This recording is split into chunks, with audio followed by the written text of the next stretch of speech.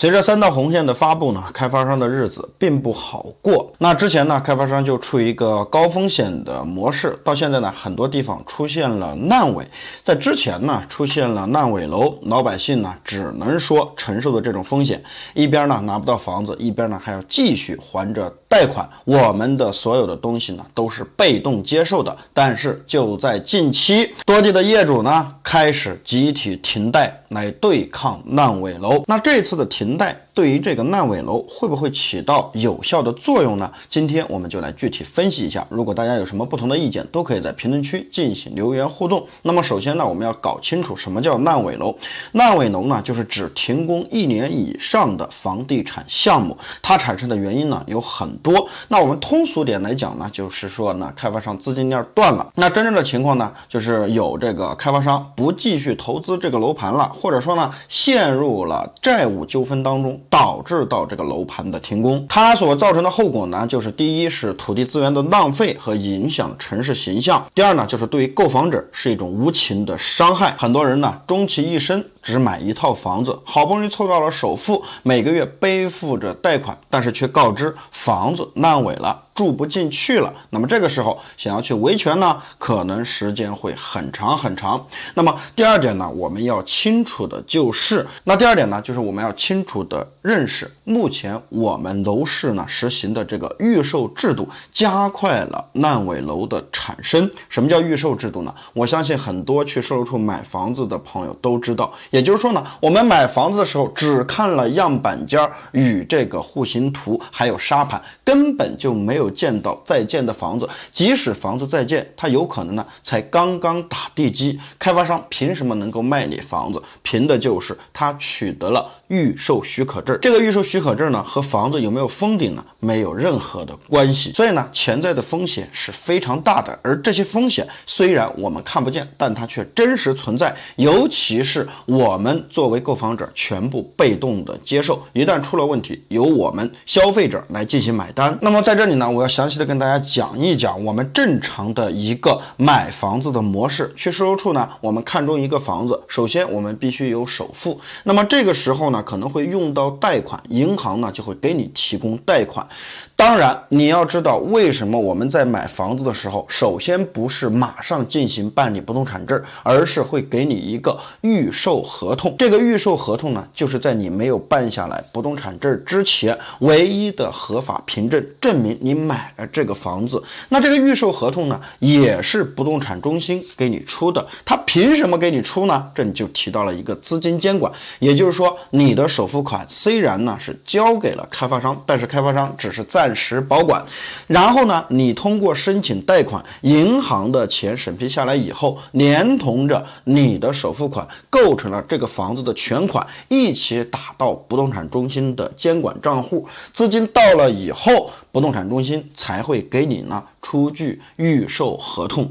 那么很多时候，为什么有些人买了房子，交了首付，但是去售楼处以后迟迟办不下来预售合同，也迟迟拿不到房证，最后呢告知这个房子烂尾了，就是这中间存在资金监管不到位，或者说开发商拿着你的首付压根儿就没有进到这个不动产中心的监管账户，而是把这些钱拿来用于建设后续的楼盘，以及拿地建其他的楼盘。过去20年，开发商一直都是这个模式。那我们说呢，开发商融资的渠道就几种。第一呢，就自己有一部分钱；第二呢，或者找民间机构借钱；第三呢，找银行；第四呢，就是从老百姓的手中收这个首付款。但是呢，首付款和贷款的钱叫专款专用，是用于购房的，但是开发商挪用了以后，导致到资金链断裂，那么这个时候房子就很有可能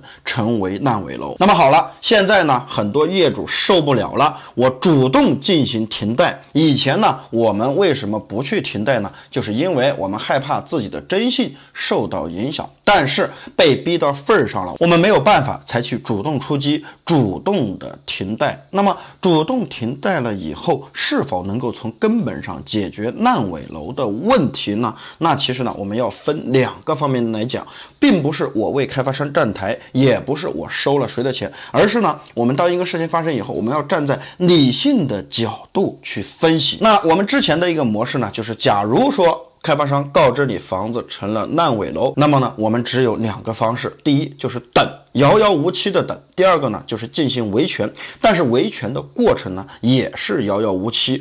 维权的过程就是希望呢房子能够进行续建，但是房子一旦成为烂尾楼，牵扯到多方的利益，也牵扯到多方的纠纷，也不是一时半会儿呢能解决的。它涉及到开发商，涉及到银行，涉及到民间借购借贷，涉及到购房者，也涉及到地方政府。那么这个时候如果想要续建这个房子，是需要呢由企业来进行接盘的。但为什么要接盘？如果没有利可图，或者说没有任何方式的鼓励，我相信没有人去接这个烂尾楼。但是现在呢，我们主动停贷了，那我们要知道一个词儿，停贷和断供啊是两个概念。断供也就是说呢，我从此以后再也不还了，那么以后呢，可能说你的征信坏掉，你再进行其他的商业活动呢，你可能进行不了贷款，你的征信呢就会有影响。但是停贷只是暂停贷款，多地的业主呢一个要求就是说，你如果复工了，我还会仍然继续还款，只不过在你停工的这个时候，我不会再进行还款，我暂停贷款。那我们呢要知道一点，我们停贷到底有没有这个依据，到底有没有支撑？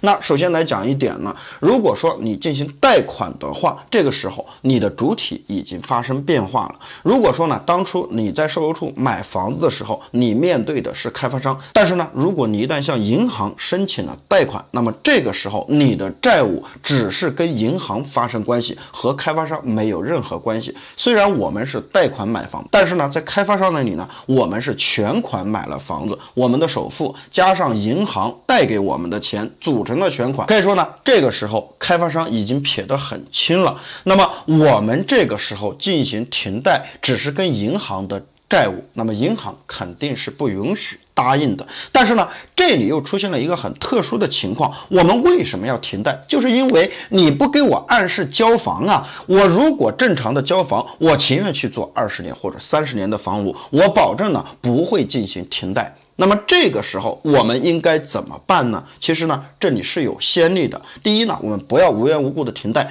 第二，我们可以进行相关的维权，而且呢，以前的这个维权是成功的。就什么意思呢？我想要停贷，首先我要看这个事儿是怎么发生的。那么如果形成了烂尾楼，说白了一点，就是开发商违约了，开发商没有按时交房。首先呢，就要跟银行说清楚，其次还要找到开发商进行房屋买卖合同的解除。你的停贷行为有没有法律依据，有没有法律支持，主要就在于你有没有和开发商进行房屋买卖合同的解除。如果房屋买卖合同解除了，那么剩下你的贷款是由开发商进行偿还，而不是呢我们个人偿还。因为开发商违约了，所以我们要进行停贷。那你首先呢要有一个关键点，就是别漏了解除买卖合同。那么从这个事件呢能够看得出来，房地产市场呢已经变化了，购房的老百姓呢已经觉醒了，不再是呢任人宰割的羔羊，而是呢能够积极正面的去想办法维护自己的权益。那我觉得呢这未尝不是一件好事。目前呢有多地的业主开始响应，那么可能在未来呢房子烂尾的事儿未必会发生，老百姓购房的权益呢能够得到合理合法的保障，这样呢才是我们买房的一个初衷。不管房子升值与不升值，我们最起码要买到一个安全，能够呢获得承认，能够获得产权的房屋。好了，今天的视频呢就讲到这里了，我们下期视频再见，拜拜。